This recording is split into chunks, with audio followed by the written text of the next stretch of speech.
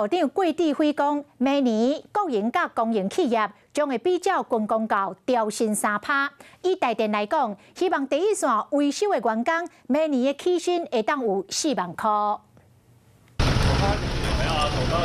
伫路口风吹日抛，做甲大粒汗、细粒汗。台电基层员工为着确保供电无问题，拢会伫咧第一时间修理电线。不过起薪3万块，对真侪人来讲，无啥想要碰这个文化，可有人哪来哪笑。最近传出经济部邀请中油台电、台糖含台水4间国营事业开会，希望明年军公教调薪水3%的基准之下，国营事业员工买当加薪水。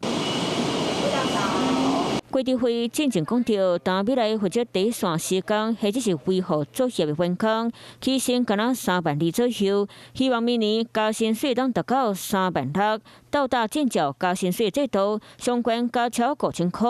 安尼对未来基层员工薪水当达到4万块以上，非职员起薪拢有4万块，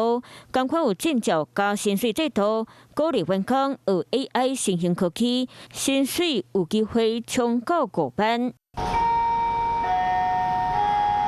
有听人伫咧讲，明年初第一阶段会为员工起薪开始改善，过来则是调整职员薪水，时间调伫咧明年4月，若拢会当达成，国营事业的人才就拢会当留落来。相较民间企业不够优渥的话呢，这国营企业的这个报考率其实也会受到影响，特别在基层员工的部分，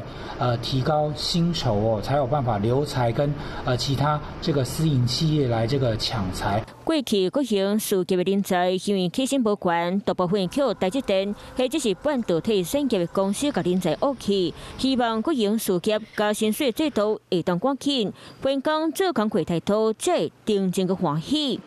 Hello， 我是林明瑞。想要抢先掌握最及时的新闻资讯吗？赶快订阅、按赞、开启小铃铛，锁定我们华视新闻的 YouTube 频道。